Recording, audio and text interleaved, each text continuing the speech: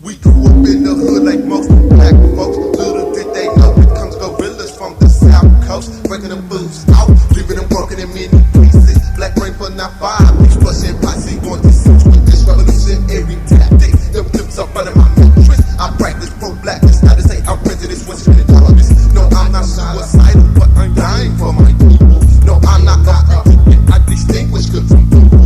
I use the world on grounds, align my mind to burn from ignorance. I cut away my perm, I got strong, some can't deal with this mentality. Thinking I'm weak, I'm not no gangster. It won't be televised how many times my posse pull the trigger.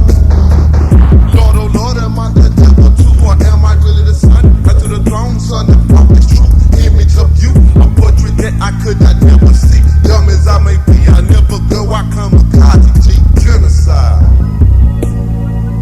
All powers to oppressed people, African power to an African people. It's your brother, National Chairman Yanga Nkrumah, People's Black Panther Party, Independence Black Talk Radio. Once again, coming to you on another Monday. As always, it's an honor and a privilege to be able to address my people and rap with my people. You know the spiel. You know the spiel. This is your radio program, an opportunity for you to share with us your comments, opinions, critiques, criticisms, concerns, anything you have. Man, we're open, and I love addressing the people. Tonight, what I wanted to do is start to run a series, and this isn't going to be the last time. This series will go on until we complete it. And the series is going to be on Panther ideology, politics, and methods. Panther ideology, politics, and methods. And one of the reasons that I felt that this was necessary, that it was so important to begin to do a series like this, with the various Panther formations, there's no reason that we shouldn't have some functioning unity. There's no reason why all of these Panther formations shouldn't have come together and begin to work collectively to start this transformation process, this revolutionary transformation process for the empowerment and advancement of African people here in America. And the only thing that could be dividing us, the only thing that could be causing these obstacles, stopping us from coming together, is our lack of understanding of ideology. So I felt that as a national chairman of the People's Black Panther Party, it was imperative, it was necessary to explain the 10-point platform and program from the People's Black Panther Party, Black Nationalist, Revolutionary Black Nationalist Party standpoint and perspective. So we're going to start with number one. We want freedom. We want the power to practice self-determination and determine the destiny of our community and the black nation. We believe in the spiritual high moral code of our ancestors. We believe in the truths of the Bible, the Quran, and other sacred scriptures and writings. We believe in math and the principles of Nguzo Saba. We believe that black people will not be free until we are able to determine our divine destiny. So let's begin with this freedom. We want freedom. What does this mean? I think one of the things that hinder us from the road of freedom or really achieving this lofty aim of freedom is we don't understand what freedom means. Or we haven't come together and said collectively, this is what we determine freedom to mean. We've been sidetracked and duped into thinking because we possess a few belongings. We move in a big house, we move out of the neighborhood, or we drive a car that we think to be nice, or one of the most, or the latest models, or we wear the latest fashion, that we have arrived.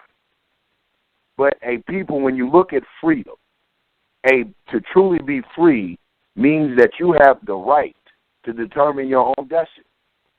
And determining your own destiny also goes into knowing that you control the institutions that distribute the wealth. It's not enough just to have the wealth.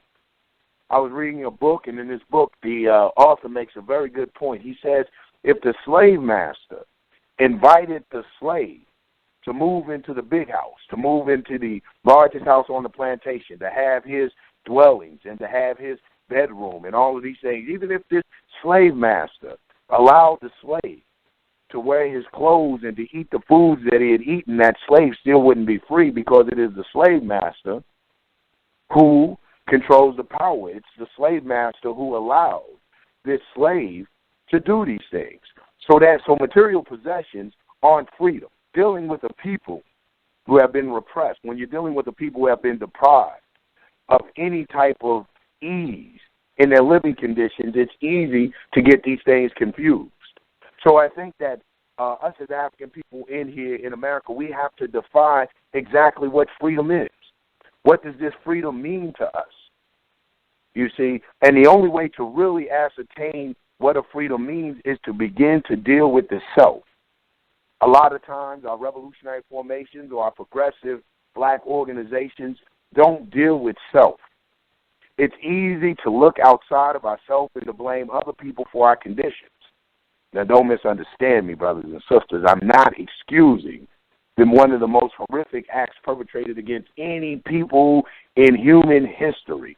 The Ma'afa, the African Holocaust, has to be, hands down, one of the most horrific, barbaric, savage, brutal, despicable acts perpetrated against any people. Hands down, it has to be. But the beginning to really understand what freedom wants, it starts within the self. And in order to understand what freedom is, we must free ourselves from the desires that have been placed in us. We have to begin to free ourselves from the mental shackles. We have to begin to free ourselves from destructive behavior, from bad dietary practices, from unaccountable spending, from mislabeling or mislabeling what success is. You see, as long as we think that material possessions equate success or that what we own is synonymous with being successful or having arrived, then we will never truly know what freedom is. So that first thing begins within us. And when we start to know what freedom is, once we start to cleanse ourselves mentally, physically, morally, and ethically from things that have been implanted in our mind, from the ways that we're living, then we will start to get a clear picture of exactly what this freedom means. And when we start to get a clear picture of what freedom means, then we will begin to discuss methods to obtain that. And that is what you call self-determination. There have never been a free, loving people or people who have experienced freedom that willingly go back into slavery. You can study history. A revolutionary must be one who studies. That is a part of the revolution. There's no way around it. You can't be a revolutionary and not be studious, not be a student of world history, and more specifically, revolutionary history globally, internationally. So you have to study that. And when you study that, you'll find that people who love their freedom will fight tooth and nail to avoid the shackles of colonialism, imperialism, oppression, repression, or any type of thing that alters them from deciding their own destiny, takes their future, that takes their own self-sufficiency out of their hands and makes them dependent on their oppressor. It's not natural. It's not natural. So this is why we say in point number one, we want freedom. And understand this, too, that we are not begging for freedom. It's not a plea to people that oppress us. We're simply making a declaration. You want to know why we behave, how we behave. You want to know why we're doing what we do, then we say we're doing this because we want freedom. This is the reason that you find the revolutionary black nationalist teaching how he teaches or she teaches, acting the way that they act, all for the efforts of self-determination, all understanding that it is only natural that any intelligent being will want to determine how they live their life. We go on to say, not only do we want freedom, not only do we want the right to practice self-determination, then we go into, because the 10-point platform is broken down into two parts. The 10-point platform is broken down into what we want and what we believe. So underneath, when we're saying that we want freedom, we say that we believe in the spiritual high moral code of our ancestors. We believe in the truths of the Bible and the Quran and other sacred texts and writings. We believe in Mayat and the principles of Nguza Saba. We believe that black people will not be free until we are able to determine our divine destiny. Why is this necessary? Why are these things necessary when we say what we believe in? Well, one of the reasons that they're necessary, when we go back and we were talking about, like I just said a few moments ago, when we talk about freedom, and in order to determine what freedom is, that one has to be cleansed mentally and physically and morally. Some would translate that as spiritual. Then we're saying that we believe in these texts, as long as these texts, or we believe in these spiritual systems, as long as they're guided by black liberation theology. What does that mean, Brother Yanga? It means that despite our faith, our religious practices, the guiding point of those religious practices, the guiding point of that religious understanding is the belief that the black liberation struggle, that liberation for black people is the most sacred aspect of those texts and those religions. That our gods, that our ancestors, that our deities, whatever word we choose from them, wants freedom, empowerment, and advancement for African people. So we believe in these things because we believe that these things can act as moral compasses, that they can act as motivation and inspiration to have us to do good to our neighbors, to have us to say kindly words, to have us to shun what is destructive, not just for ourselves, but for our society. So we do believe in these things, and we also believe in them because we know that these particular religious and beliefs have played very significant roles in our liberation struggle outright in the character of some of our greatest black liberation heroes, such as Nat Turner, who was a Christian, such as Harriet Tubman, such as our dear brother El-Haj Malik Shabazz, Omar Wali, or more affectionately known as our brother Malcolm X, who was a Muslim. We understand that these religions played a very significant part in their lives, and that they were motivating factors to get them to understand the illness, or to understand the evil, the outright evil and wickedness in oppressing human beings, and more specifically, human beings of African descent, black people. So there is some good. So what we're saying at the People's Black Panther Party is we're not here to be divisive.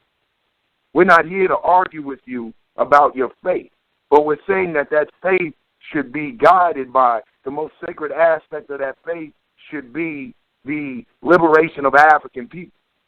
And if that faith motivates that, if that faith encourages that, if that faith pushes you to want to achieve that and starts to modify your behavior, do that, then we embrace your faith. You can't be free being a divided people. It's impossible. The very act of your divisiveness, the very act of you going back and forth with one another inhibits and hinders your role for freedom. You see, when we have to understand that when we say we want freedom, it's not just this physical freedom, but this freedom of thinking like our colonizers. And many of us are burdened by the thoughts and the psychological warfare that has been waged against us. And you find this when you find us arguing about these various religions. We begin our colonizing and take on a supremacy understanding, a privileged position in the world. They felt that they had the authority to deem what was right and what was wrong. They felt they had the authority to begin to say what was good for you and what was your role in the world, what role you played in the world. So once we begin to think like our colonizer, because we've been so long oppressed and held down by this colonizer, we begin to take on these very same traits. And instead of us fighting for our freedom, we begin to fight one another about the methods that we will attain our freedom. We begin to take on a supremacist attitude, an arrogant attitude towards our brothers and sisters. We find someone that practices a way of life differently than our way of life, and instead of fighting our enemy or our enemy being clearly labeled and clearly defined, we begin to argue with our brothers and sisters. This is not freedom. When we say that we want freedom, freedom is not just from the colonizer, but freedom is the right. And we say we want the freedom to practice our own self-determination. Freedom is the right to choose what way of life best suits you, as long as that way of life doesn't harm or hurt anyone else or hinder or obstruct the advancement, liberation, and empowerment of African people here in America. It's the bottom line. In order to obtain true freedom, then one must be aligned. One must, like we said, we believe in the high moral code of our ancestors. Then one must be aligned with their ancestors. And being aligned with our ancestors is showing a respect for our ancestors. So when we begin to attack one another about what they choose to use as their moral compass, what they choose to use as the basis to judge, to perform deeds of decency, then we're in danger of disrespecting that high moral code of our ancestors, who use those instruments of oppression a lot of times, in a lot of instances, as tools to gain their freedom. Like I made reference to, our dear brother, whom some call Prophet Nat Turner, who was a Christian. Do I profess Christianity? No. But he was a Christian. And what was that driving force? That driving force was what? Point number one, he wanted freedom. And not just freedom for himself. He wasn't disillusioned. He wasn't fooled. He wasn't deceived by material possessions. They say Nat Turner was a very intelligent man.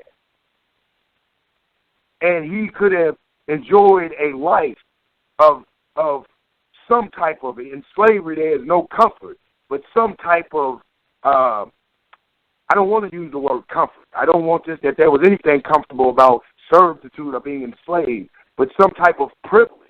He could have enjoyed the life of that by simply setting out by being a good boy. But that need for freedom, that yearning and that desire for freedom helped him to interpret those holy scriptures. It allowed him to see it from a different perspective. The same goes for our dear brother Omar Wali, Brother Haj Malik Shabazz, whom we affectionately know as Brother Malcolm X.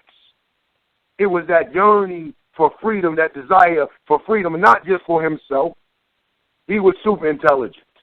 He could have came home from prison and sold out and taken any type of job or any type of position because he was a man of that stature. He had that much, his ability was that great.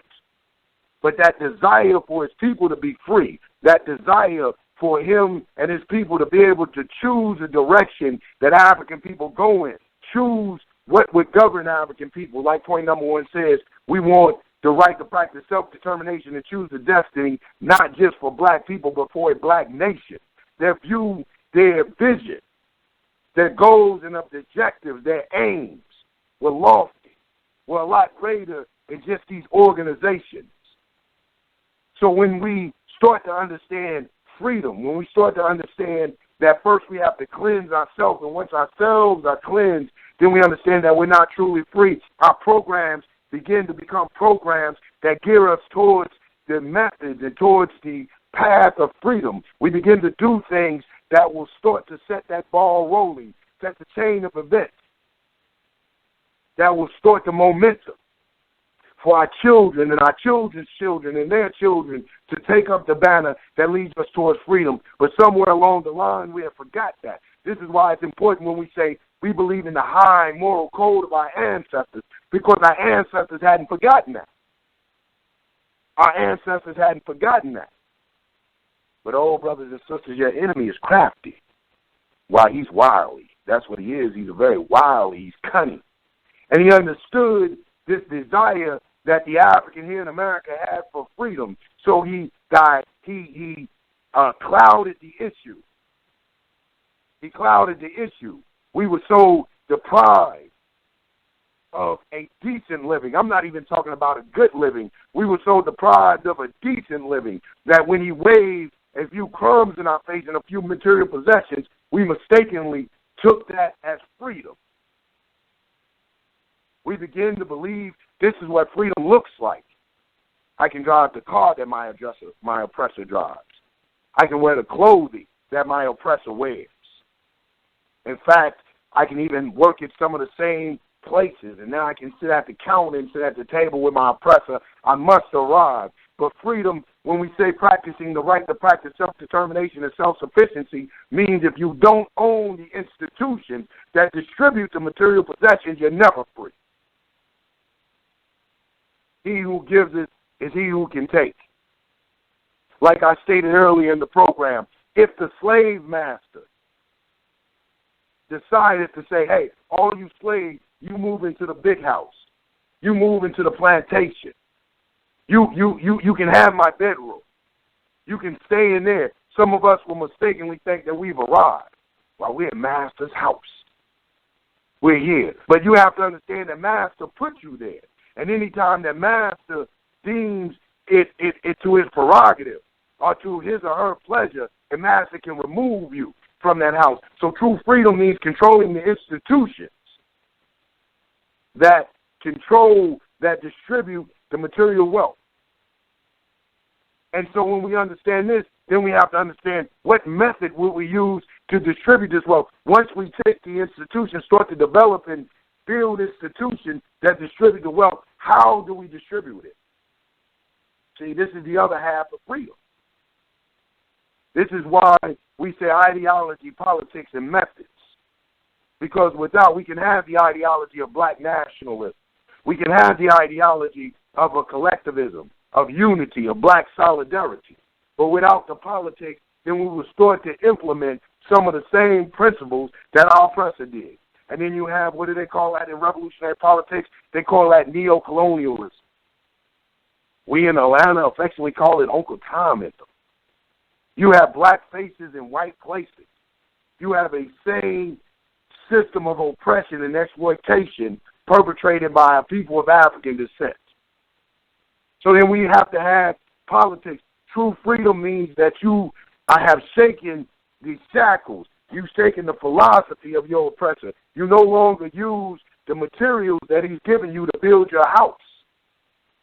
And so you think outside the box because you're no longer influenced by his sickness. You're no longer influenced by his perverse and depraved behavior. So you begin to build things, and this is what we have to begin to work on. But it's going to come from freeing ourselves to where we're open-minded enough to sit with other brothers and sisters and to listen to ideas, to take them in with the base core being black liberation for our people. This is the only way that we'll be successful. This is the only way that we will achieve. And this is why we at the People's Black Panther Party believe wholeheartedly in point number 1 of the 10-point platform and program. We believe that we can work with the black Muslims who have an understanding of black liberation. We believe that we can work with the black Christians and the brothers and sisters of Kemetic sciences and the black Hebrews, as long as that foundation is based on empowerment of African people. We have to stop the divisiveness. Now more than ever, we have to begin to work together so that we can practice this self-determination. We can't free ourselves from an oppressor and turn around and have some Negro who has taken on the thought process of the oppressor and have taken on this supremacist mindset to think that his way is better than my way or my way is better than his way, and to sit in judgment. We will never accomplish anything that way. With the arguing and the back and forth. Mind you, I'm not going to get into the thing of what religion. We know historically a lot of these religions have worked to oppress us. This is why we say that as a revolutionary black nationalist, my job, because I'm not a cultural nationalist. I'm not going to come over here and I'm not going to proselytize. I'm not going to try to win you over or preach over to you to my form of theology or my form of spirituality. But as a revolutionary black nationalist, my job is to push and promote revolutionary thinking. Is to push revolutionary thinking, because the revolutionary thinking is not a respect of no person. It crosses the line of gender and ethnicity and every other form, age and everything like this. This is why you find other revolutionary groups, revolutionary Cubans, revolutionary Chinese, and they get it. And they get it. because they practiced their revolutionary nationalism. You want to know how they received revolution? Because the revolutionary Chinese, whether it be Taoist, whether it be Buddhist, he understood one fact, and that he was Chinese. We look at their history; they weren't immune to failures and growth. We studied Chairman Mao in the revolutionary Chinese movement, and the revolutionary communists. The revolutionary Chinese communists fought the Chinese nationals. And when Japan invaded China, then the revolutionary Chinese nationalists and the revolutionary Chinese communists came together to run Japan out. And eventually in that civil war in China, the revolutionary communists won. But in that winning, Chairman Mao almost destroyed his country. He tried to industrialize his country. He began to move all the farmers out into the cities and start to over-industrialize and got rid of a lot of Chinese art and almost destroyed China. And then he began to realize that Marxist communism wasn't sufficient enough for Chinese people to win their freedom. So now you have what? Maoists. You have a Maoist understanding of communism, and communism that is applicable and that was applicable to their particular issues and their particular problems. That he understood that he had to have elements of nationalism ingrained in there. He had to raise the pride and the worth of the Chinese people despite their religious differences, despite their economic stations in life. That's where socialist understanding came in. He understood that he had to address the needs of Chinese people. This is how he was going to achieve freedom. The same with Castro and the Cuban Revolution, which was launched in the mountains of Cuba and eventually moved into the cities. And he understood he had to incorporate the industrialists. He had to incorporate the city folks. He incorporated the agrarian, called it the agrarian revolution. He included the farmers and the land workers, the people that worked the land and the people in the rural areas. And he unified them with the people in the urban areas, the city areas. We have to end the divisiveness if we really want freedom and understand what this point number one means when we talk about self-determination, because in order for people to be self-determinants, they need every aspect of every element of their society for it to be functional. We need our technocrats. We need our intelligentsia. We need our doctors and our lawyers and things of that nature if we're going to function as a nation. It is time for us to die as tribes, like Chairman Kahar always says. It's time for us to die as tribes and to be birthed as a nation. We want freedom. We want freedom.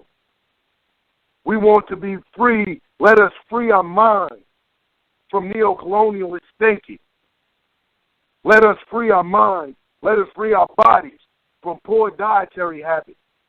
This is why we need our own health institutions to address these issues that plague us as a people. It is time for institution building, brothers and sisters. Oh, I could get on here and spit some rhetoric that would have you angry. You'd get goosebumps. You'd be ready to run out, pump the black fist, and do God knows what. But at the end of the day, what would that accomplish if we don't address the issue realistically? If we don't start to look at the things that we need as a people in order to achieve this freedom. It wasn't an accident that our dear brother, Defense Minister Huey P. Newton and Chairman Bobby Seals said we want freedom as number one. It wasn't an accident. It is time for us as Panthers to take this 10-point platform and program and to make it a real political manifesto. Every nation has done it. Every nation has done it. It is time for us to study if we want freedom to be in a continuation of the revolutionary movement that has taken place in America. Already, this is nothing new. We need to stop thinking that we are reinventing or that we're doing something new and trying to reinvent the wheel. We come in a success. This isn't a development, a formation of our predecessors, those that came before us. We believe in what? The high moral code of our ancestors. A lot of us scream our ancestors, but that's about as far as it goes to the throat. Do we really contemplate and think about exactly what that means? Are we really following in those footsteps? Have we learned from their mistakes? Have we celebrated their triumphs? Have we made that a part of who we are as revolutionaries here in America, as African revolutionaries here in America, fighting for our empowerment? It gets real at this point. The time for empty rhetoric, sensationalism is over if we want this freedom, if we want to achieve this.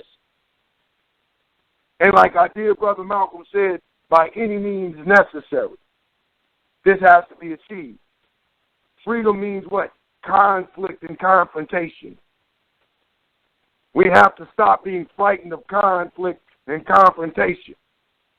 And a lot of times, in most instances, especially at the outstart of a revolutionary movement, the conflict and confrontation starts within you and myself. We must be revolutionized, cleanse our ways. We have to lay down the sicknesses that have plagued us as a people. We must first acknowledge that they're sicknesses and try to lay them aside and get with brothers and sisters who have alternatives to the way that we have been thinking. And we have to be real enough and not romanticize our predecessors, but be real enough to study our predecessors, to study our history, and to add the elements that it takes to make those things applicable in this day and time. It must evolve. If you don't evolve, you die. History bears witness to that. Without evolution, there's death. So we have to evolve. And our revolutionary movement, or the Black Power movement, the Black Liberation movement, as a drug to escape the drudgery of today, to escape the real-life issues that we're facing today. They have to be addressed if we want freedom.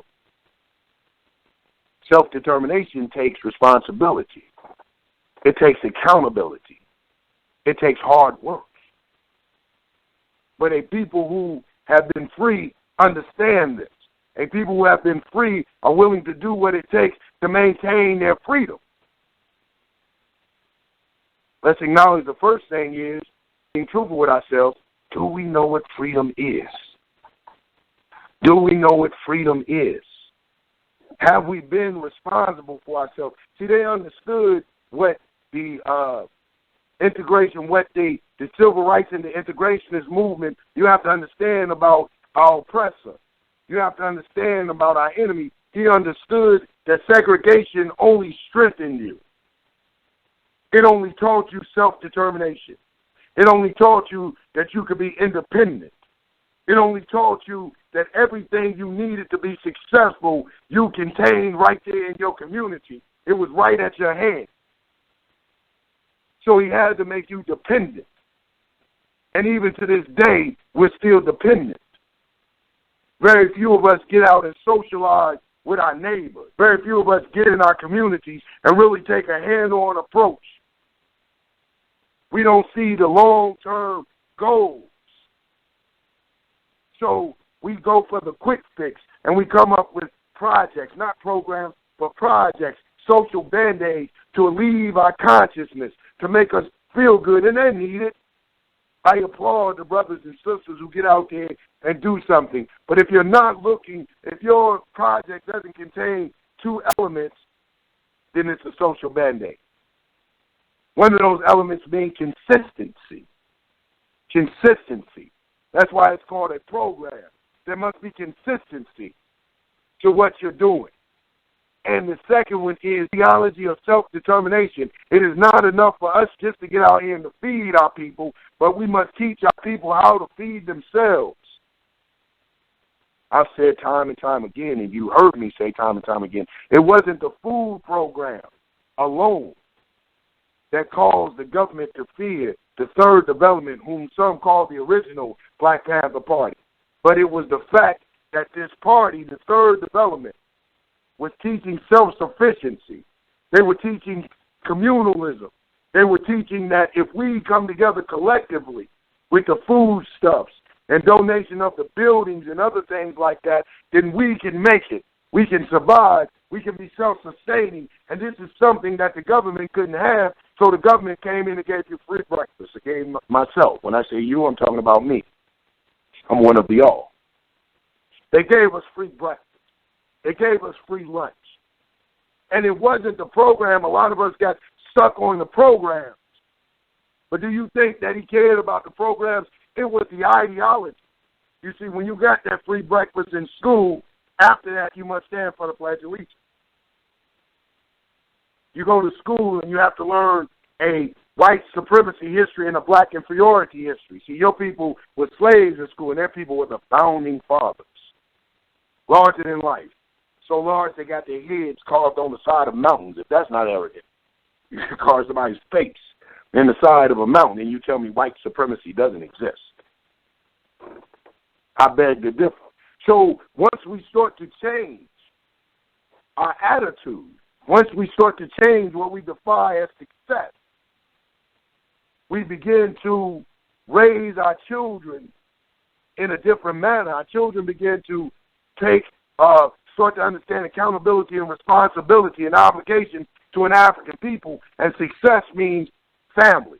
Success means healthy and strong neighborhoods. Success means wise and obedient and disciplined children. The factor begins to change. And then we begin to yearn for our own. We start to see the difference between what us having and controlling our own holds for us as opposed to other people controlling our destiny. And this is what we, as the Black Panther, the People's Black Panther Party, want. I'll read it again. We want freedom. We want the power to practice self-determination and to determine the destiny of our community and the black nation. We believe in the spiritual high moral codes of our ancestors. We believe in the truths of the Bible, the Quran, and other sacred texts and writings. We believe in Mayat and the principles of Nguza Saba. We believe that black people will not be free until we are able to determine our own divine destiny. I'm going to go to the full. I'm your host, National Chairman, Yanga Nkrumah, People's Black Panther Party. This is Independent Black Talk Radio. What's on your mind Monday? I'm going to go to the phone lines, open your phone lines. If you have questions and comments, concerns, you're more feel free, welcome to chime in. Let's go to the phone lines and open up the lines. Abu, Chairman Carr. Oh, yes. Assalamu alaikum. Wa alaikum salam. And back out. And come right. Yes, one of the things that we're dealing with right now in terms of the inner city, when that seed is planted and that mother came out and got with her brother, the child, in terms of revolutionary program, is that we have to deal with that. And you're correct. The programs that we have to deal with have been hijacked. And I'm here to want to tell you, we know about the breakfast program. For the European, have a breakfast program. For you teach a child in school, they got to be nourished. So they stole the breakfast program. They stole all the programs that we deal with. And we don't understand this. And you gave a correct thing, and I just want to add to it. School is not school. School is your home. School is your house. If you do not teach your children moral principles, if you do not teach your children how to defend themselves when they walk out in the community and deal with a violent and immoral environment, meaning the boys that protect themselves, the sisters got to know how to protect themselves from being snatched. That's what the Panther was about. The Panther is not a organization. The Panther is your nation. The Panther is your internal inside. So I just want to drop that a little bit so we get the conversation going on. Because a lot of people think Panther is a uniform and we get out and march and say, Black Power, salute. No, Panther is your DNA. Mm-hmm. That means our children are protected when they leave the home. When they leave the home in a Panther environment, they're going to be protected. Why? Because the community going to know. Joe, listen to me very close.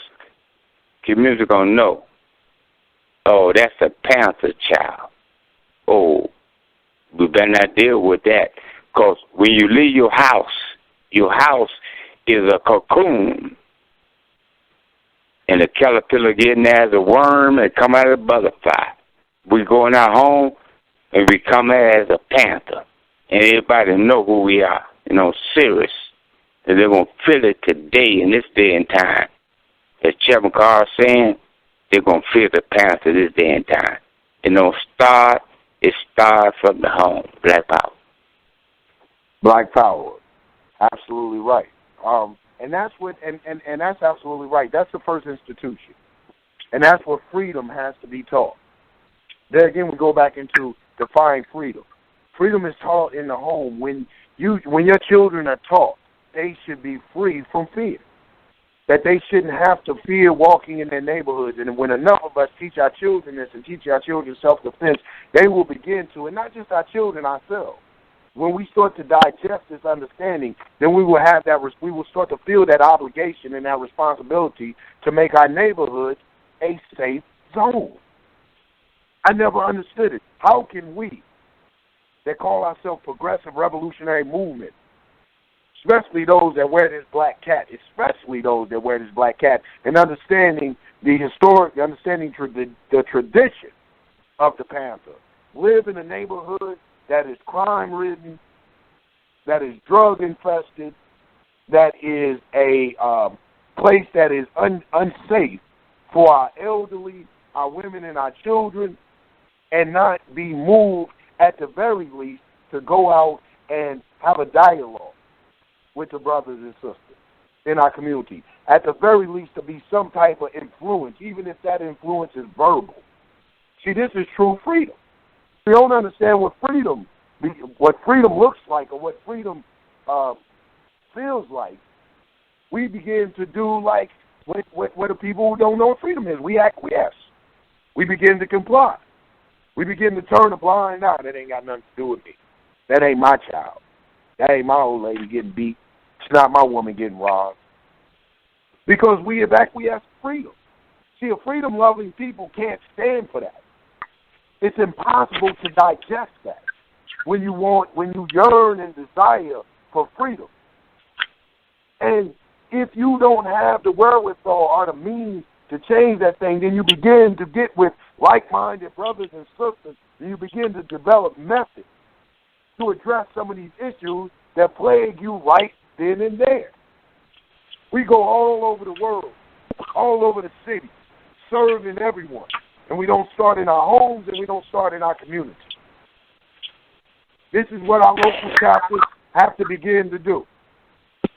We must start to begin institutions, and those institutions shouldn't only provide material substances. They shouldn't only address the immediate physical needs, but also our institutions must address the psychological needs of our people. And if we're thinking that we aren't psychologically damaged, then it's done. If we don't think that we have to revolutionize, that we have to step our game up, that we have to be taught what freedom at least looks like, I can't tell you everything that freedom holds for you, because everything that freedom holds for you may not be a priority on my list, but at least, and this is why we use the word self-determination. Because everyone wants, regardless of what freedom looks like to you, everyone wants the right to practice self-determination. everyone, any rational, sane person, wants the right to determine the destiny of their future, to determine their destiny. And so we have to be taught that we have this right. We have to be done with kowtowing and bowing down. We have to, this desire has to be put in us. And this is why it goes back again to what we believe in these high moral codes and in the sacredness of all the scriptures that came before us. Because in these things, if they're guided by a black liberation theology, you will find that inspiration and that motivation. You begin to use those principles as moral compasses. We're the only ones that don't use our religion as political manifestos. Oh, you don't think that what they say, that's what holds us down. You don't think it works. It works. Look at the Jews. Look at the Jews. They use their scriptures to justify everything, especially the Zionists. They use their scriptures to justify taking the land of the Palestinians. You say, how do you justify going in Palestine, annexing Israel, and calling it your holy land and your homeland? They say God gave it to us. You don't believe it works? You don't believe people do it?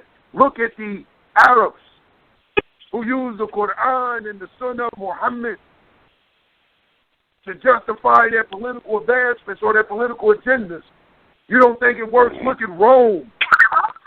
They use the Roman church to justify their tyranny and their oppression. If you and I get it, and since the oppressor has given it to us, and it's not so much the religion, because if it was the religion, they wouldn't use it to justify their political advancement. It is the way that you perceive the religion.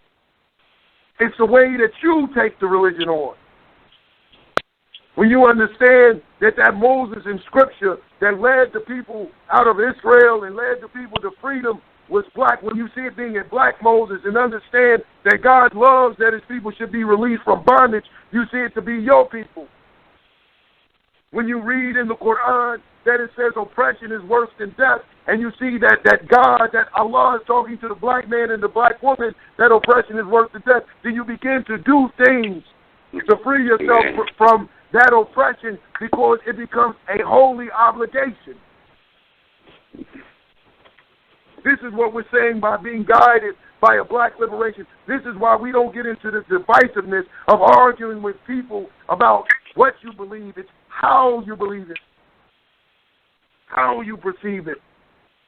Because you can be a staunch atheist, not believe in anything, or you can be the most African spiritualist that you ever want to meet, and go back and go into an African understanding that you still become so divisive and so not just divisive but so distant and alienate yourself from the African here in America who is going through an American experience. You're going through an American experience.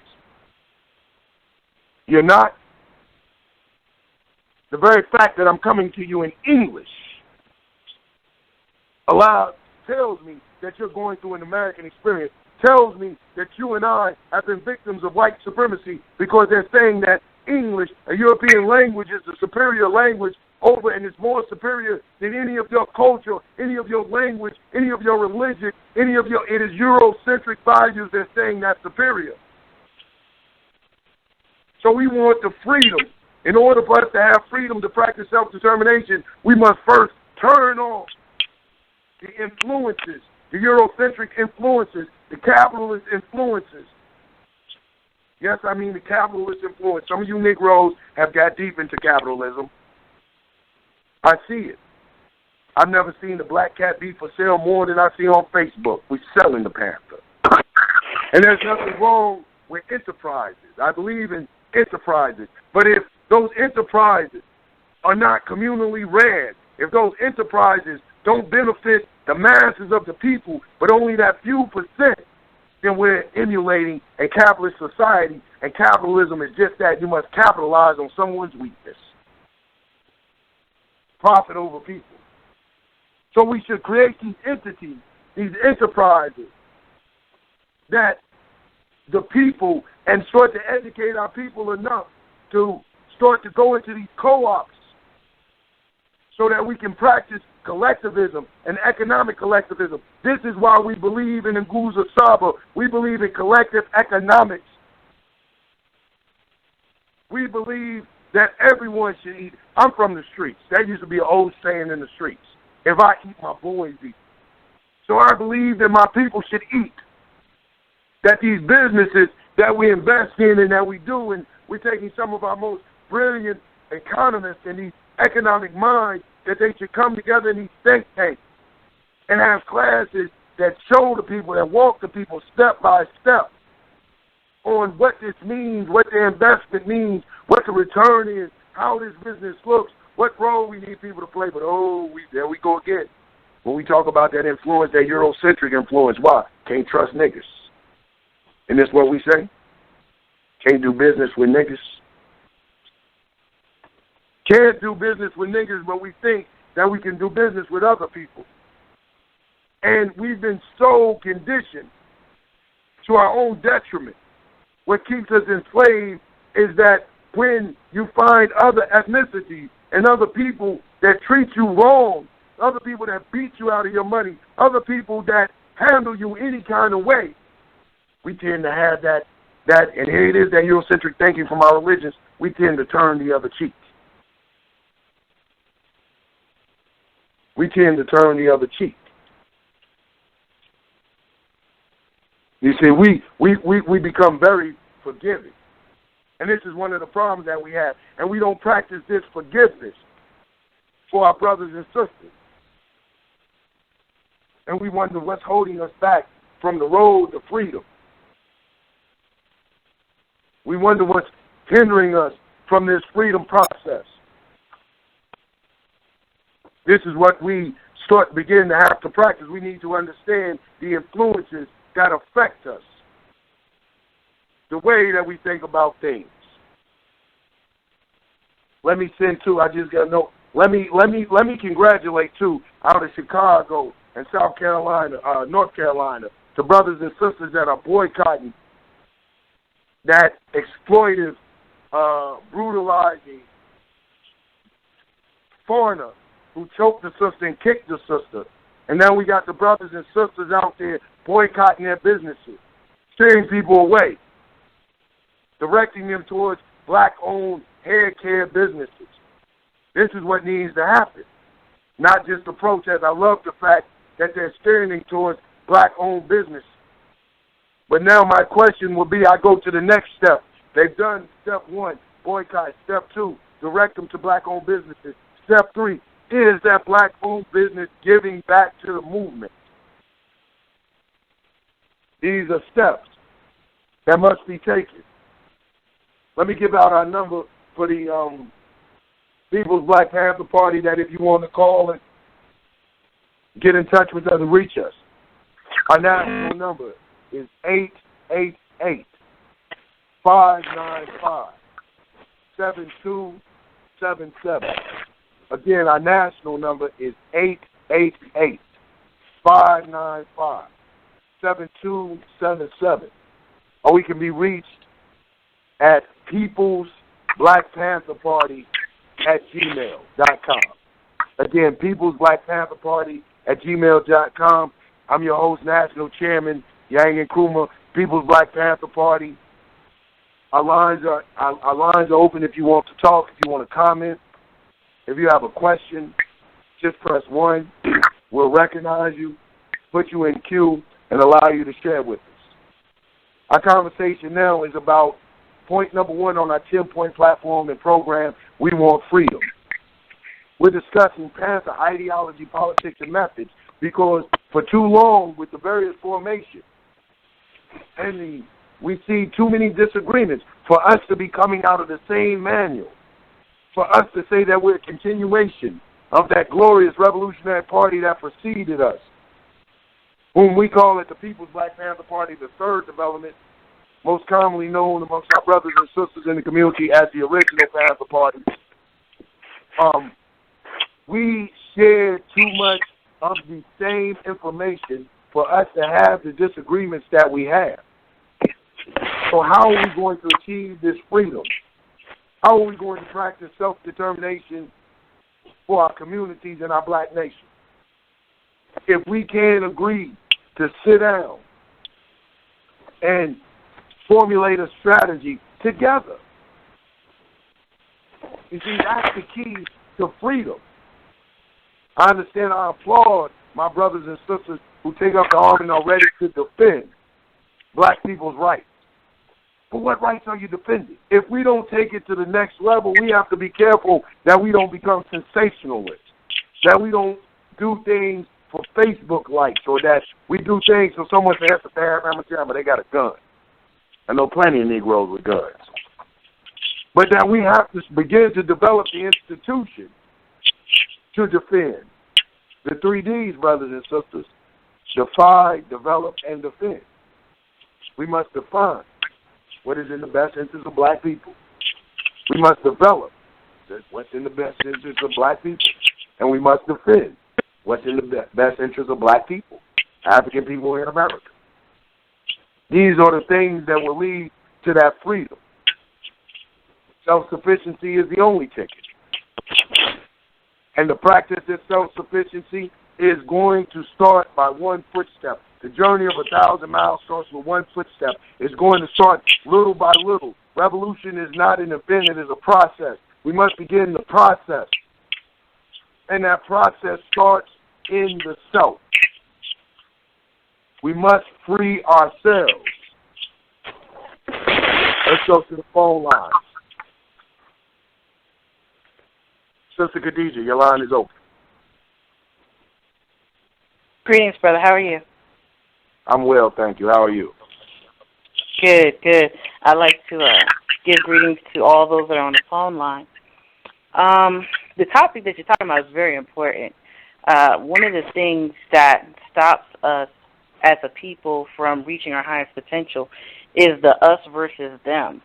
And in the African American community, there's so many us's and so many them. We're finding ways to divide ourselves 1,000 times. And this division is going to end up having us with no pie if we continue to cut it. I had a situation today where I got pulled over by the cops. 5 o'clock, not speeding, no rain, nothing. And the cop was behind me. So as he pulls over, he's interested in my passenger, my son's ID, before he asked for mine. And I was like, this is a child sitting in this seat. You know, are you stopping me or are you stopping him? And this just goes into the us versus them. Because when he looked at my car and saw 2 African Americans driving, I was a them. And I had to be stopped. And I had to be checked and harassed and detained and questioned and have my passenger, my son, who looks like a man, but he's still a child, questioned and all of this because I was a them. In our community, we have to stop the thems. In our sisterhood and brotherhood, we have to stop them. We have to understand that we are really all us. And no matter what religion, culture you prescribe to, in an alley, you're going to look like a them. So we have to stay together as an us because they already have us divided. We don't need to continue the division that they've already created for us. All of that is man-made, from light skin, dark skin, from old to young, to this whole African-American buck idea versus this very feminine man idea. All of this is manufactured, and we have to get back to a natural state of us without us fighting each other and allowing each one of us to be who we're supposed to be in this pie. So the experience today just let me know how incredibly real this is in 2017 and how no one's exempt. He didn't care how much money I had. He didn't care how new my car was. He didn't care anything. He just wanted to know who was that man in my car. And so these topics and these discussions are very necessary so that we can all be aware and we can pull together stronger as us, because the them is very clear. They're very clear as to their purpose. They're very clear as to who sits on what side of the fence. They have no question. So we have to get just as convicted in our thoughts and actions so that we in the us are clearly defined. And as long as we are being productive and positive in our community, that is us. And everything else should be considered done. So I appreciate the conversation. I appreciate the open phone line so that this can be shared. And I applaud you and encourage you to continue your work. Very wonderful work. Well, thank you so much, and I honestly appreciate the contribution to the conversation. And that's and she makes a very valid point, and that's the point that I've always just tried to make to us about our divisiveness. When she was pulled over, and I know Sister Khadija is an African spiritualist. When she was pulled over, she wasn't asked, was she a Moor, was she a Jew, or was she a Christian, was she a Muslim, any of these things like that. She was pulled over because they were profiled. And this is what we have to understand. But for too long, and we understand this. I mean, my chief of staff goes into it a lot better in explaining the psychology of oppressed black people when it comes to that matter. But when a people are oppressed, they will do anything to disassociate themselves from the oppressed class. We will do anything to disassociate ourselves from being black, what they call us, black. I don't care. Listen, we can get into semantics. We can be Ashkelonians, Moors. We can be all of these things. But when we're pulled over or when they ask that police officer for a description, they say black male or black female. So let me put you. I'm gonna put you on mute, Chairman, because I think that might be your phone echoing. So the semantics that you and I go back and forth with about what we are is only that, semantics. When it's clearly, like the sister says, a us versus them mentality that they have. And if we want freedom, then we're going to have to be able to defy our enemy, our oppressor, clearly. We're going to have to be able to defy that clearly. And we're going to have to be able to understand the system that they use to deny us our freedom. This is what separates the People's Black Panther Party from a lot of so-called progressive black organizations. That we understand it's not sufficient enough for us to name call, to point the finger, to saber rattle, to beat our chest. But we understand that we must, like we say in the 3 Ds, we must begin to not only defy, that is define, we defy what we want. A lot of the parties do that. We defy what we want, and a lot of, not just parties, but progressive revolutionary organizations, they defy what they want. We want freedom, defy who the enemy is clearly. But then do we begin to develop the infrastructure and the institutions that will take us down this road of freedom? Now, this is what separates the revolutionary from the rapper. See, this is where the rubber meets the road. When we begin to develop those institutions, we wonder why, when we look at the third development, whom a lot of people call the original Black Panther Party, started to bear arms, it was to defend the institutions they had developed. And I'm sure Chairman Kahar could speak on that. Do we know that they began to sabotage the newspaper, that they began to sabotage the food stuff, to run the feeding programs? They begin to harass. They begin to do things to try to deter, not deter, but outright stop and bring a halt to the programs that we had for our self-sufficiency. So they understood the other third P. After they were developing these programs, they understood the necessity, the very real need to defend these programs. And when you're talking about self-sufficiency, you're talking about a matter of survival. And when you're talking about that matter of survival, then it's by any means necessary. Then it's by any means necessary. They didn't say the Black Panther Party for the offense. They didn't launch an offensive. Never want they can put us on a terrorist group They can put us in the hate. The ACLU can label us a hate group, but I challenge any one of them to look into our history as revolutionaries and say where true revolutionaries have acted outside of the code of revolutionary behavior. How are you going to lump us in with these white hate groups and other hate groups? You never found a panther hanging someone from a tree. We didn't burn a black panther in anyone's front yard. We haven't tied a white man by his neck and drug him down the road until his head fell off. Why you only find the people fighting for their right as human beings for self-determination? That's all you've ever found. You found a black people acting in a natural way. And that's fighting for their right and for self-determination, for the right to choose their own destiny. It's only natural. So we began to defend. And this is why we were the party for defense. We began to defend those institutions that would guarantee and ensure our freedom. And they understood that. So they attacked us on that. What did they do? They changed the laws. They began to erode community support by creating their own program. You see, you tried that once. What's the old adage? Fool me once, shame on you. Fool me again, shame on me. So for them to still use the same tricks and the same ploys and for us to still fall into these same traps, shame on you and I. Shame on you and I.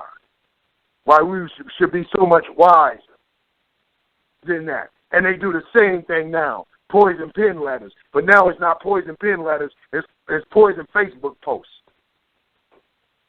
To create the seed of distrust. To sow animosity and hatred between progressive revolutionary organizations. The foolishness. And we fall into it. Because we have to ask ourselves, do we really want freedom or are we looking for some recognition and some acclaim? Let's open up the lines again to Chairman Carr. Chairman Carr, your mic is open. You hear me? Yes, we can hear you. Come back, power, come, man. Are you there? Yes, we're here. Okay, man, one of the things I want to deal with, because there's a program, one of what Sister said, I want to deal with this program. We did.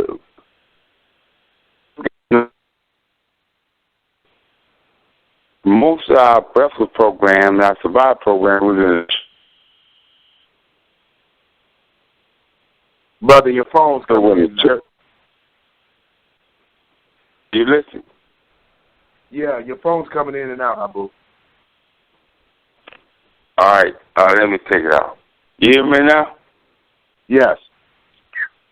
Okay, one is that all our programs we did, I'll tell you how we deal with hijackers. Many of the programs were deal in the church, and it was successful in the church, building resident program. So now you got, I don't care what they say, what they'll say. Now you got these pimp preachers coming out the prison who have been there now and they think they know the scriptures. So it came in. I want brothers to understand there ain't no loose Negroes that take care of the program.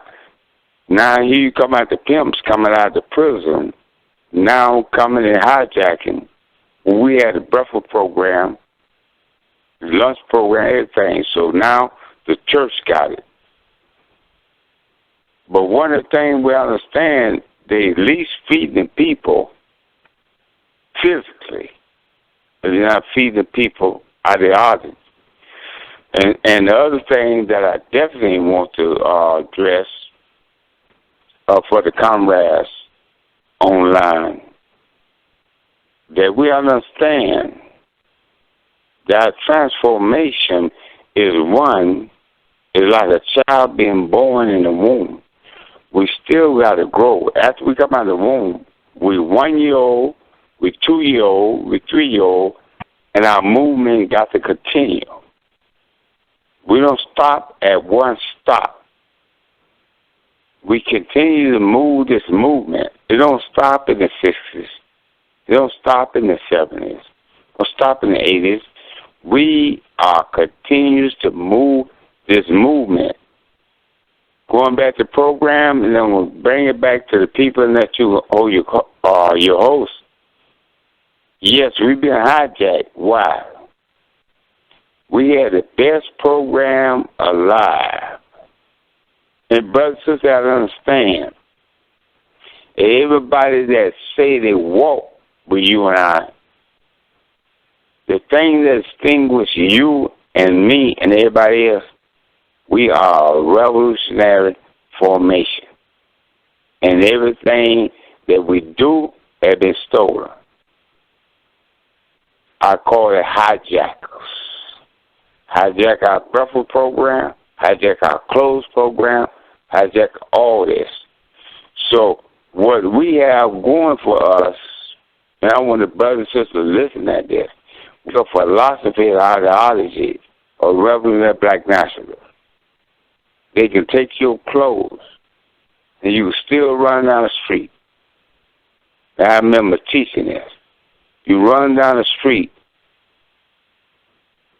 truth was taking a bath in the lake.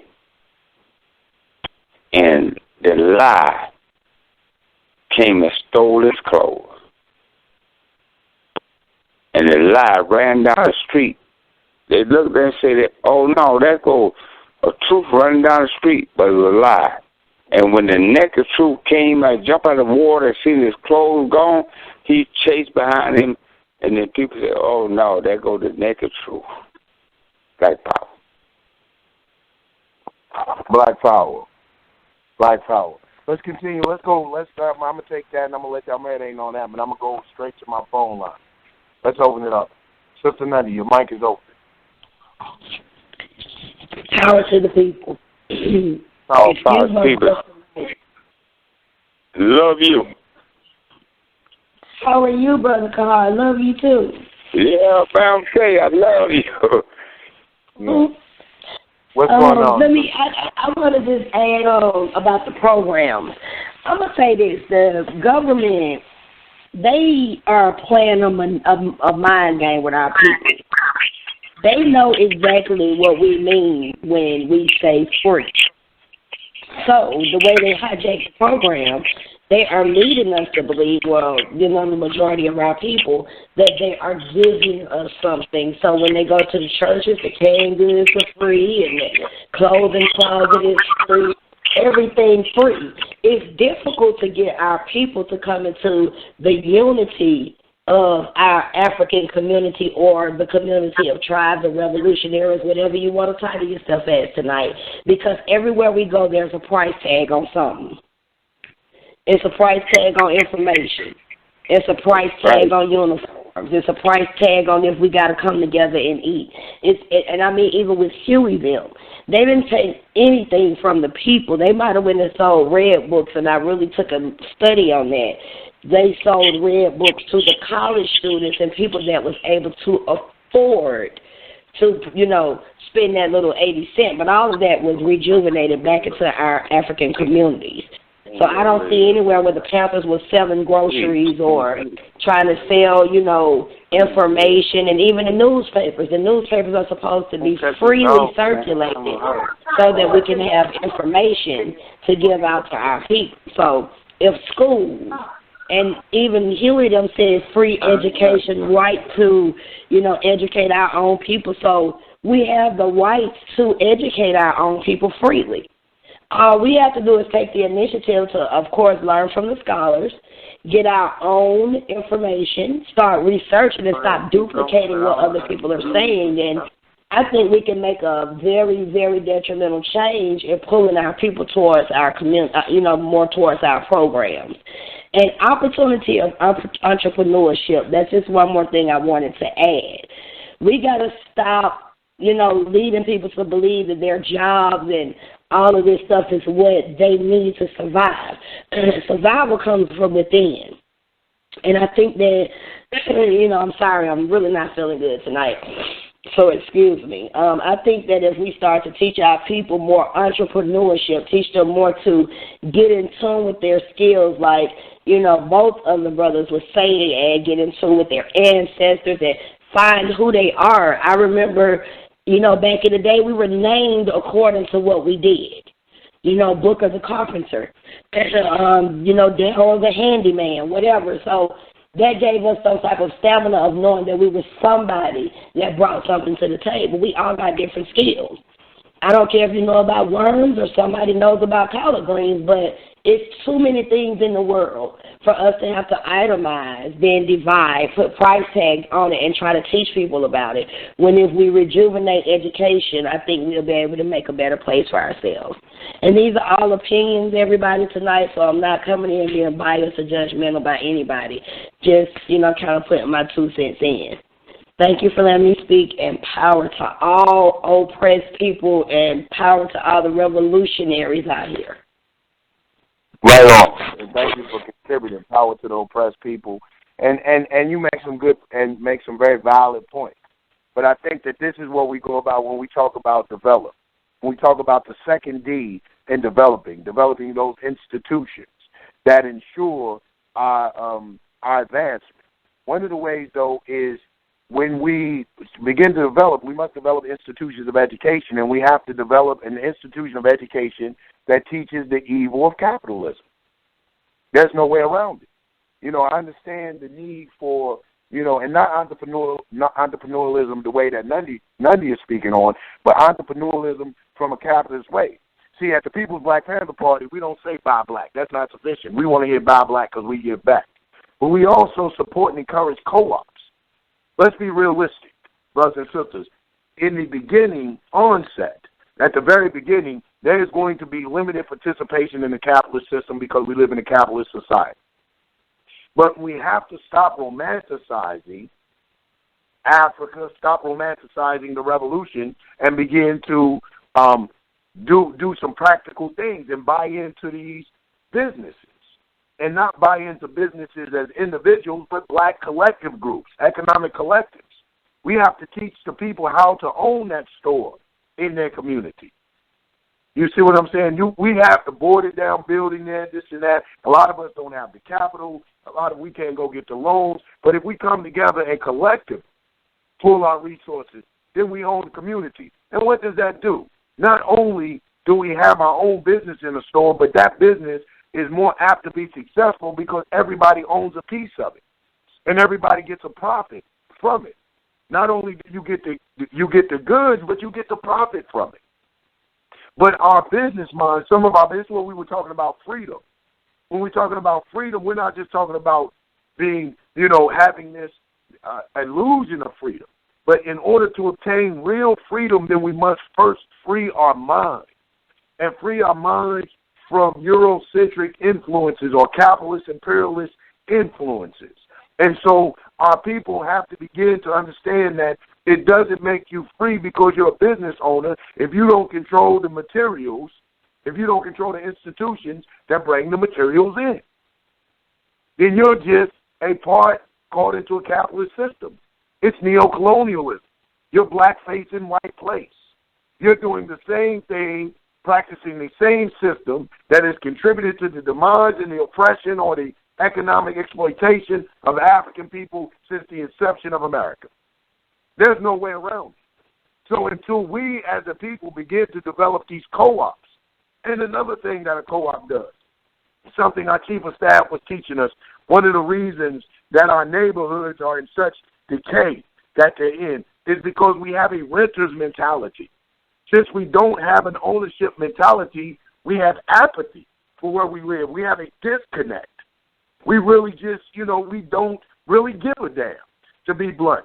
But when you have a co-op, when a person knows that that's a part of their business, and when that business is stolen from, and when the insurance has to go up, then it cuts into their bottom line. It cuts into their profit. It cuts into the things that they can do or we can do as the people in our community. Let me tell you, if they find out that it's their grandbaby stealing, you wouldn't even have to jump on them. Go tell his grandmama who got her pennies invested in that business. We might have to pull grandmama off of them. So these are things, self-determination instills in the people a sense of self-worth. It instills in the people a sense of pride. And this comes from having a sense of ownership. And also, when you have that sense of ownership in a cooperative, in a co-op, in a cooperative, then you also start to begin to forge the bonds of brotherhood and sisterhood. There again, brothers and sisters, we go back to the Nguzo Saba. In this, one of the principles of the Nguzo Saba. Now, when I say Nguzo Saba, right there again, I know I'm referencing my chief of staff a lot tonight, but he and I have some very good conversations. And like he was breaking it down, and he said, Chairman, when we say Nguzo Saba, let us explain that we're not necessarily meaning the practice of Kwanzaa. That's your personal choice. If you want to practice the act of Kwanzaa with the, lighting the candles and going through the days. But the principles of Nguzo Saba, the People's Black Panther Party hold to, because we hold to self-determination. We hold to unity. We hold to faith. And right now, particularly, we're talking about what? Collective, cooperative economics. It's imperative for a people to be successful. So Nundy's absolutely right. We possess everything that we need in our community, but the first thing that has to be done is the shackles of neo-colonialism, the shackles of our oppressor, psychologically have to be taken off of our mind so that we don't perceive the world through the lenses of the glasses that they have given us, that we begin to think outside the box. We unplug from the matrix. We understand that our behavior, when we shake these shackles and free ourselves from this yoke, then we begin to understand that certain behaviors that we display and certain things that we do, certain actions are destructive and detrimental, not just to us physically or individually, but to us collectively. And I know it can be done. I see it every day. You see it every day. For you brothers that's living in major metropolitan areas, when you go to Chinatown, don't tell me you're not looking at Chinese nationalism. I would love for you to explain to me how that is in Chinese nationalism. When you go to little Mexico or little Cuba or little Russia and all these other places that these ethnicities live in and work in and have their stores and their buildings and their livelihood is there and their schools are there, show me how they're not practicing a nationalism. A nationalism. And a nationalism that hasn't been tainted with the hatred of an oppressor. See, this is something else that we have to shake. If we want to be free, then we have to be free of emotions that are destructive. Because these destructive emotions, you see, because you can act like your oppressor in both ways. We can begin to mirror our oppressor by behaving just as barbaric and just as depraved as our oppressor. You see, and when you do this, then when we start to exhibit this type of behavior, it hinders us from real freedom because it doesn't stop with just our oppressor, but these feelings begin to engulf us, and anybody that disagrees with us or anybody that has a different point of view, we begin to exhibit behavior of supremacy, that behavior of I'm right, that behavior of entitlement and privilege. We no longer practice some of the fundamental principles that make up socialism, which is humanitarianism, which is egalitarianism, being equal in all things, right and exact. I know some of us have a problem with the word socialism, so I say African communalism. We begin to run from those things that would encourage and propagate an African communalism. A wanting for my brother what I want for myself, a sincere desire to see better for my neighbor and better for my community and better not just for my children but all children. Because we still think that we have made it if we have these material possessions. And we have to be realistic in building these economic institutions. Then we have to evolve to such a degree that we find out in our quest for independence how we survive and how we maintain our socialist understanding, our communalist understanding, living in what? A capitalist society. That's a real criminal. That's a real criminal. And I'm not going to say, and why is it imperative? Because I'm not going to say communism, because we have to have a communalism that addresses African people. I understand, I have a little bit of respect for Karl Marx and Frederick Engels, but understand that when they developed capitalism, when their form of socialism evolved into communism, they used European historical and material dialectics.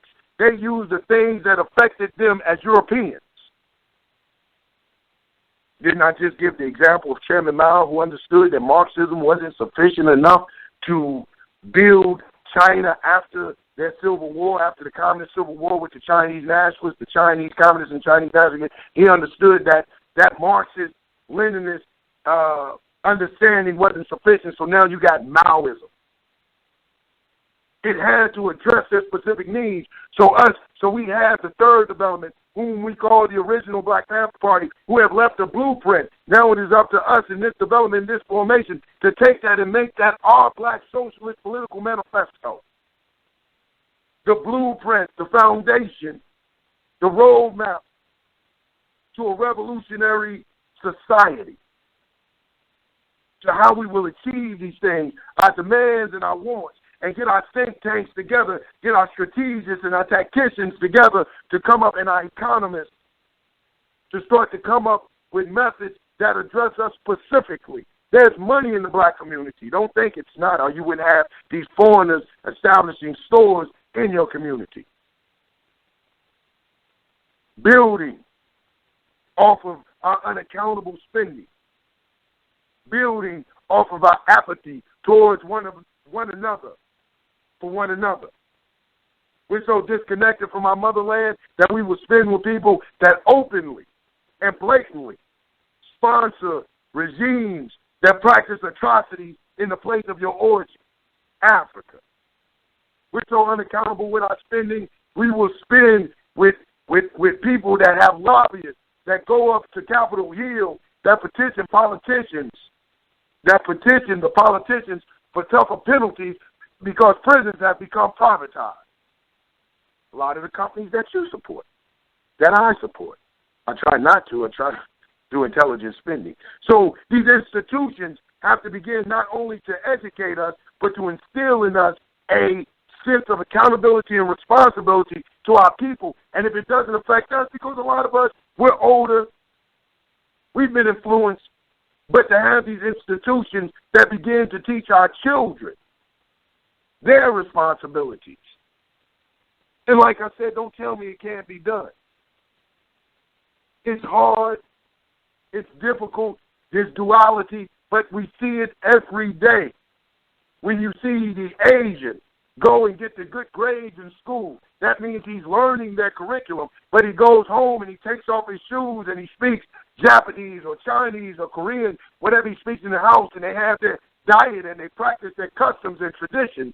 That institution exists within his home. And by that institution existing in his home, point number one, he believes in the high moral standards of his ancestors. Isn't this our point number one? Isn't this what I said? That we believe not only do we want freedom, the freedom to practice our own self-determination, but that what we believe under that, because the 10-point platform and program is what we believe and what we want, what we believe, that we believe in the high moral code of our ancestors. But how can we believe in the high moral code of our ancestors if our youth don't understand the moral code of their ancestors, don't understand and don't revere the sacrifices that our ancestors made despite what religion was placed upon them, despite what obstacle was put in front of them, despite who tried to hinder them and hold them back. They had a high moral code. They wanted freedom. They wanted freedom. They wanted freedom, and they would do whatever it took to obtain that freedom. And it wasn't just freedom for themselves. They wanted freedom for their people. When we look at our ancestors and the ones that we revered, it was always, they were some of the most intelligent, There's some of our most brilliant minds, outstanding men and women, who could have easily crossed over and lived a privilege. I don't want to say comfortable. I don't think that you could ever be comfortable in servitude and bondage, but could have lived a life of privilege, but they continue to fight for their people. Frederick Douglass, Harriet Tubman, how many trips did she make back and forth? These were our people. So they understand they had a high moral code. This is what we talk about when we talk about that high moral code. Yet you and I will bicker. You and I will debate. You and I will argue about a religious practice, missing the whole point of it. When that religion is driven, when that religion is interpreted from a position of yearning and desire for freedom, then let him have his religion. If that religion breeds another Nat Turner, if that religion brings to us another El-Hajj, Malik Shabazz, another Malcolm X, if that religion rises up amongst our very midst, another Harriet Tubman, then have your religion. Then have your religion. Let's go to the phone lines. I'm opening up the phone lines. Area code 708-4323. Your mic is open. Yeah, respect, man. This is for Coley, man. Man, respect for Coley, man. Thank you for calling in, brother. I mean, I've sat and I've listened to you. You know, you've always been an eloquent speaker, and you've always made a lot of sense in what you said. You know, and I appreciate that. And I listened to the sister before you, and I listened to the brother. I believe that we can begin the process of having all of these things. But I think the very first thing that we need to do, we need to get rid of Negroes from these organizations, these so-called conscious Africans, which are really conscious Negroes. Right on. Who really call themselves heads of organizations, but they sit back and they be lazy and they let everybody else do the work and then take all the credit for it. You need to get rid of people like them. People like them, they undermine real people who are trying to have an organization and do stuff for black people. And if you keep, trying to use and take advantage of real people, and those real people get tired and they fall back into being Negroes again from conscious people, and it's because of these Negroes. They pretty much like agents. You know what I'm saying? So I agree with everything that you said that we can have, and I agree with the sister said. But what that other conscious brother said is Negroes who are jealous of other organizations because other organizations prosper and they do more for the people. And you can actually readily see, instead of just people just talking, saying what they're going to do or saying what they have done, as opposed to people who have actually done things for people when you see results. You know what I'm saying? So in my closing, I believe that we can have exactly what you said and exactly what the sister said. We just need to weed out these Negroes coming in conscious clothing. You know what I'm saying? That's right. That's right. And for Coley, you got your radio program established yet? It'll be up real soon, man. I'm just taking a breather right now. Okay, well, just call in and let us know, man. That's my dear brother, man, for Coley Dumbia. When he gets his program up and running, please check him out. The brother's very informative. Brother goes into some details on some heavy things. Brother's studious. And I'm willing to guarantee you won't be disappointed listening to him. Listen, Pacola, as soon as you get it up, man, line is always open to you. Call, man, and make sure you always plug it on this station here. I want to be one of the ones say you heard it here first. Respect, man. And, when you always have something, let me know. You know what I'm saying? Let me know that it's you. Right on. Right on. Right. Right on. Brother. Come back. So that's like the brother said, and the brother is so right. And this is where we go back again to that high moral code of the ancestors. It's not going to be easy. It's going to take some checking some people. This is why I'm not what I would call an extreme black supremacist. I'm not an extreme. I believe that black people are very worthy, very talented, very gifted, man. We're outstanding. The originators. Cream of the crop. Creme de la creme. You ask me about anybody black. But I'm not a extreme black supremacist because I understand that all my skin folk ain't my kin folk. You see, no longer will you fool me on that black skin issue. You're not going to get me because you can come, brother, man, this and that. This is why at the beginning of black nationalism, we put revolutionary. Because the revolutionary is an internationalist. The revolutionary is anti-oppression. And that means for any people. Like Sister Nundy say, like I open up the show with, all powers to oppress people. We don't want to see oppression for any people. They say, well, brother, then why black? If you're a revolutionary, then why black nationalism? Then this and that. Because I believe wholeheartedly in order for African people to carry their weight in an international revolutionary struggle, they must begin to free their ass. They must understand their place. Isn't this one of the points of our platform? And I don't want to get too ahead of our time because we're going to touch on all the points, but it says that we want an education that teaches us the true history of this decadent society and the black man's place and role in it, and that's not just in this society, but that's internationally, that's in a revolutionary movement, that due to our not being free mentally and having this underprivileged and this second class and this slave mentality, us wanting to be divorced from being an African here in America so bad that we will lend our aid and our effort and our support to every other national struggle or international struggle while overlooking our own.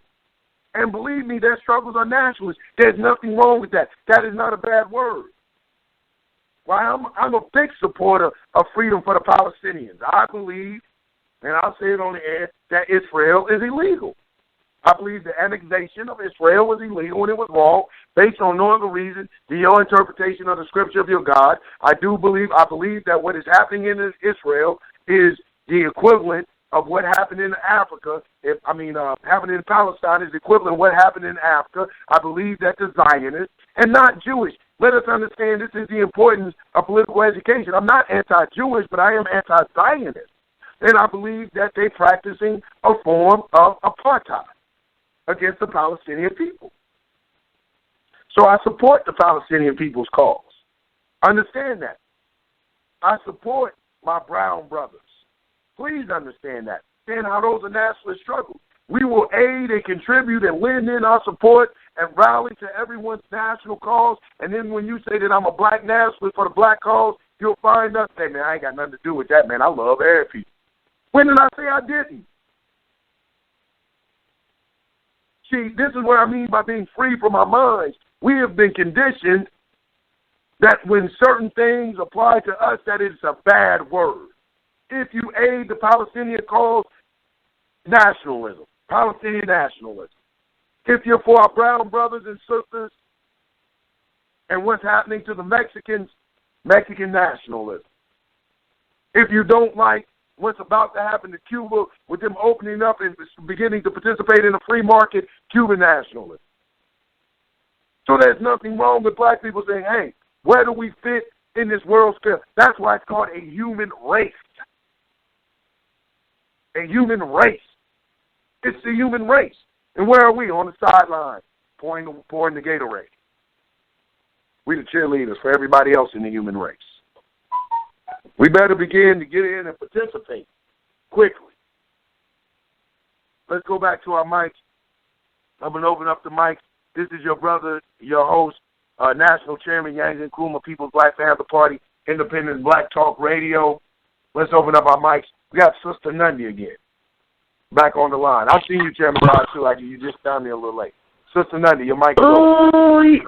I had to get in on that. The brother, he said some real powerful stuff, and I so agree. I'm really ready for that. We have to take some type of initiative and take a stand. If Huey them could, go and check certain organizations, and I'm sorry they had to crush some damn skulls for them to understand that this revolution and our lives is not to be played with, then we got to do that. We got to make our people understand. We got some dumb-ass Negroes out here that has been out here since the beginning of time all the way back to the Anthony Johnsons and indigenous servitude.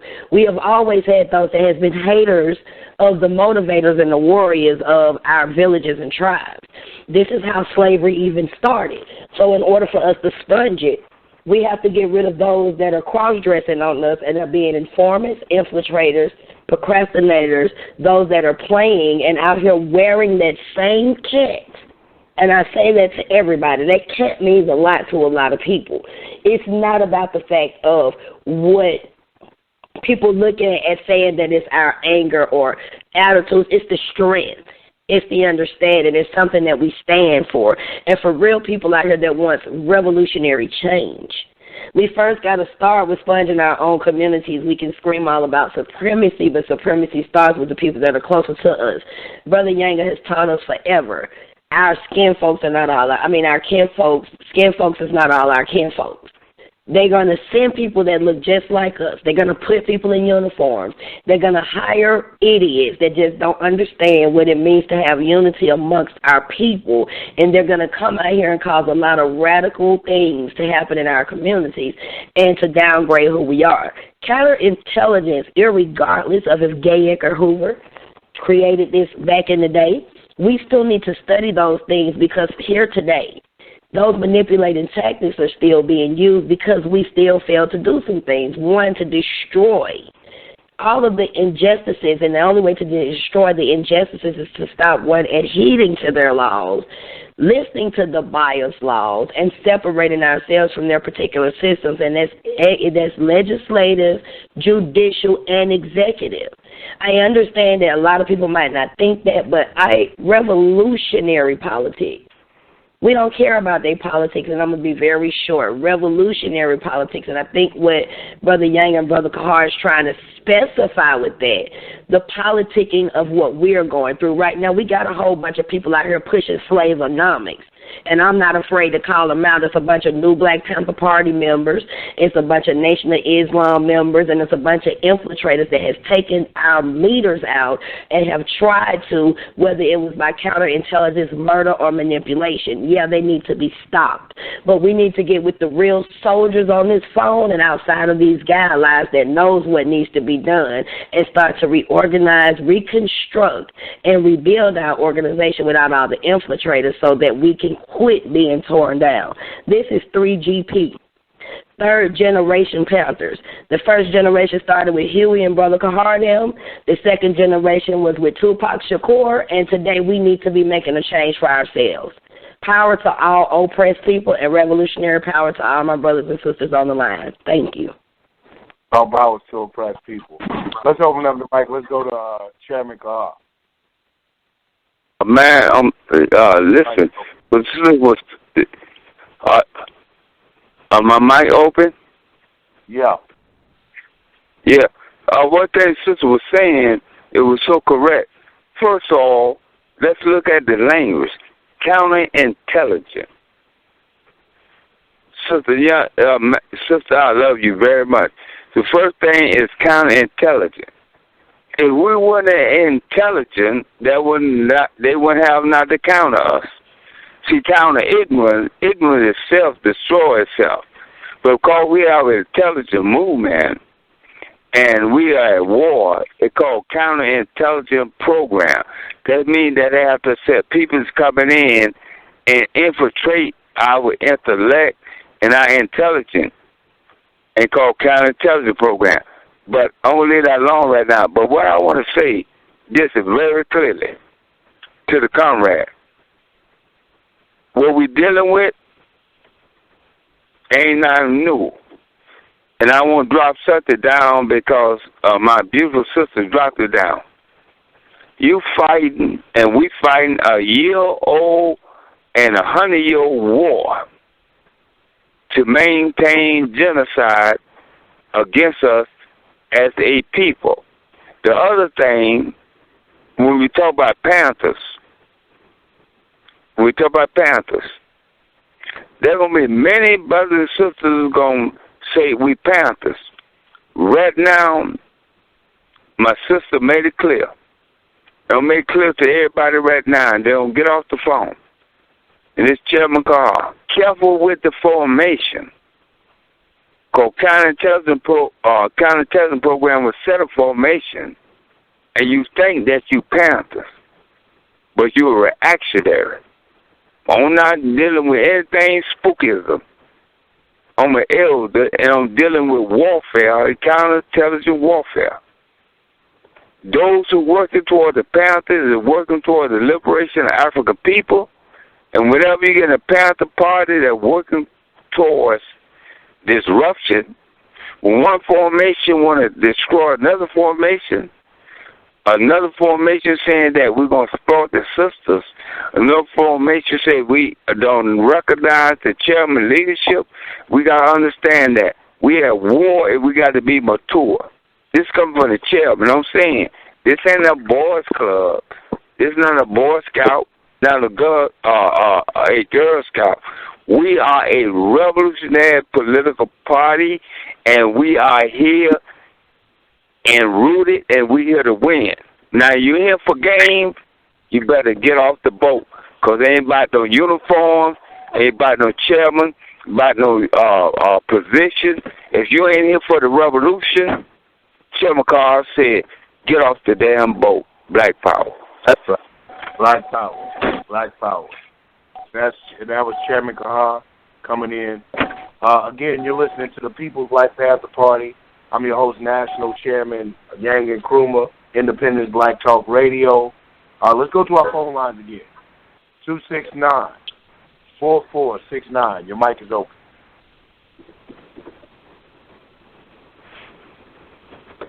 Hold on, can we hear you? We can't.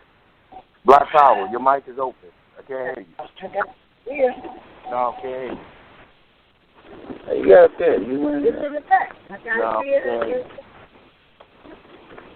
No, Black Power. What I was saying, brother, I'm Brother Chairman, I'm so happy that you picked this topic because I listened to Sister N.B.P.P. I heard Brother Kahar. I hear everybody is putting this stuff down the way it really is said, especially when you start talking about the reactionaries and individuals that are actually doing things that we say we want freedom and why can't we come together, but I like to bring things into some form of reality. Just for an example, to use an illustration, we have individuals who are doing what's called a caravan for victims of violence. These are former or people who claim that they wear that cap, and they are going through the neighborhood, and they're talking about let's caravan and ride through the neighborhood and say stop the violence. I still am in my mind trying to figure out how that helps our people. And I don't understand. And, one time somebody told me everybody has something that they need to do in this struggle. But I really, for the life of me, do not understand how peace walks and caravan rides and how these things actually help our community. These are the same individuals that refuse to get out here and do programs for the children, to do mentorship for these individuals, the young people who are joining the street organizations to their detriment. These are the same individuals that refuse to do that, then turn around and get kickbacks from the local government. They get money in order to be able to do this, and they know for a fact by wearing that tax you're not supposed to accept governmental funds. But by the same token, as I said, I spoke with, I listened to Queen Nandi, I listened to Brother Kahar, and we are all saying the same thing. You got individuals talking about, well, I'm not going to recognize this one as a chairman. I'm going to destroy these people as a chapter. And this is the same thing that we deal with every single day when we decide that we want to be able to do something to help our people. Our National Chairman Yang is the only one that seems to be trying to bring some semblance of togetherness for us to be able to operate, because it's really hard to say, well, okay, I'm going to work with these individuals. I know they steal from the people, but I'm going to try to work with them anyway. well, I know that these people exploit the women, but I'm going to try to work with them anyway. It is utterly, almost nearly impossible to work with individuals like that. So what it is that we have to do as a people, we got to jump out there. And a lot of times it's just a handful of us jumping out there, doing things on our own, this one or two of us, when you have these other people that's doing these caravans and making these big old blasts. They want to do these big old blasts, but then when it comes time for folks to get recognized for their after-school programs, for their food programs, for their health programs, these individuals ain't going to invite you to that. They're not even going to tell you about that, but they want you to support something that does absolutely nothing for the community. And I just said that to say, I like to bring things into some form of realism. The realism for me is that I recognize that the reason why we have those freedoms is because we have individuals who sabotage us on our left and on our right hand, and it is an all-day thing. Not only do they sabotage us, but they are actually suffering from what I call a lot of us, I'm not even going to say us, a lot of black folks are very jealous of the next individual. They're so jealous that they would rather make sure that 100 kids don't get a program just so that they can have their time in the sun.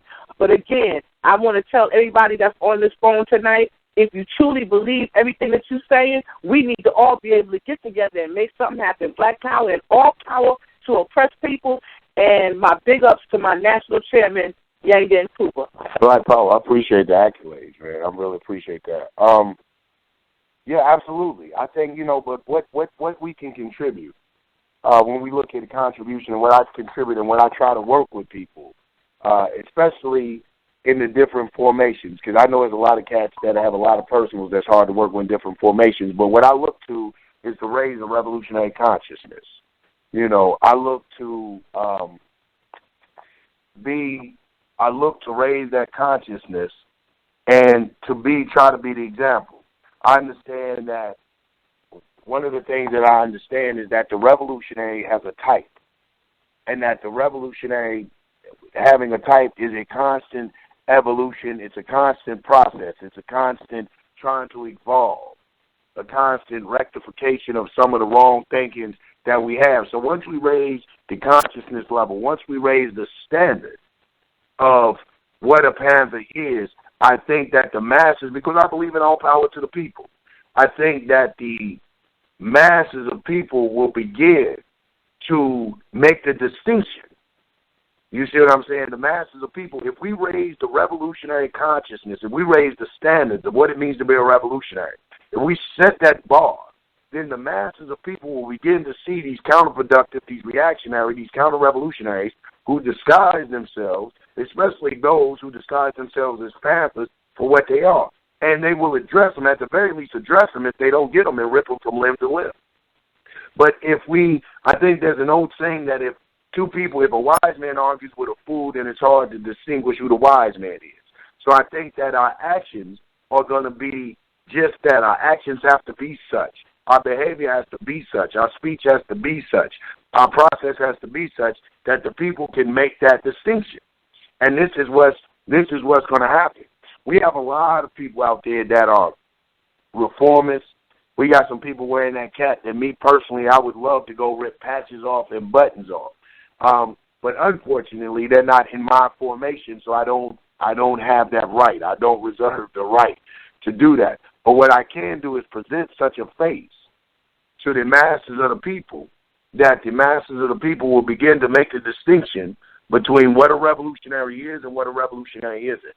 And this is what I encourage, all of our people to do, all of our people out there that have some sincere revolutionary understanding and revolutionary love in their hearts, is to begin to lift the bar, begin to raise the standard.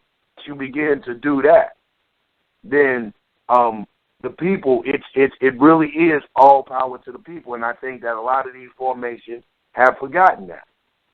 We got 5 minutes to go in. I see Nundy wants to come back in the queue, and then he got 5 minutes, so I can give you a minute of it. Your mic is open. I'm not going to even take a minute. I got to be real specific. I understand all this stuff about the unity, but we got to get out of the rah-rah and get into reality. We cannot stand beside a bunch of bootlicking Uncle Tom Negroes that has been designed, that has been trained to keep us defenses in the face of attack since the beginning of time. When we start screening some of these people, start checking some of these backgrounds, we're going to find out a lot of these people weren't meant for the revolution anyway. Stop worrying about numbers and start worrying about those that are going to bring power to the structure. Secondary, there are a lot of people out here that are doing the work. The masses have already distinct the fake from the real. I think this is why the masses are not joining the organizations. I'm sorry, but I just got to be real. They know what's fake and what's real. We got to stop undermining our own people. We acted just like the supremacists of the world. How can you sit here and think that our people have not paid attention to what's going on around us? This is why they won't join the new Black Panther Party and all these other individuals. Stop being scared. They said the Malik Zulu Shabazes, the Hashim and Zingas, most of the people that came out there, Entourage, Elijah Muhammad. We can go down a list, Crystal Muhammad. See, I'm not scared to speak on those that needs to be moved. We're going down. And that's all I wanted to say, power to the people. Power to the people. And I didn't want to cut you off. I wish we came in with that earlier because we're going down to like 2 minutes. And I want to close out. And she says it right. I'm not one to call that. She and I, we go through this thing that we do go through. My thing is, like I said, I know the people know the distinction, but raise the conscious level. I'm not going to call those organizations know who they are. I'm not going to call names because I'm not into the divisiveness. I don't stand by the BS, but I do feel like that we got enough things to keep us divided for me to go around pointing the finger at some of these organizations. I think that when everybody starts to begin to work, like I said, it goes back again. It's impossible for us to say, well, we always blaming the white man, and then turn around and say, but that nigga did this, that nigga did that. Let's work on ourselves. I'm willing to guarantee people if we begin to work on ourselves, we will start to begin to see that change affected around the people around us. And just like roaches, when you turn on the light, roaches scatter. When we exhibit a revolutionary consciousness and a revolutionary behavior, that now you say revolutionary consciousness and revolutionary behavior, we will begin to attract. I believe in the law of attraction. We'll begin to attract that. I don't believe we have really presented that to the masses of people or the masses of people because nobody runs from their own salvation. So once that thing is presented to the masses of people, I believe that the masses of people will run to it. Hey, listen, I wish I had more time to go back and forth with the sister because that goes into a good, very good discussion. And with that, I'm going to leave you. I always speak to I'm your host, National Chairman, Yanga Nkrumah, People's Black Panther Party, Independent Black Talk Radio. All power to oppressed people, African power to an African people, and Black power.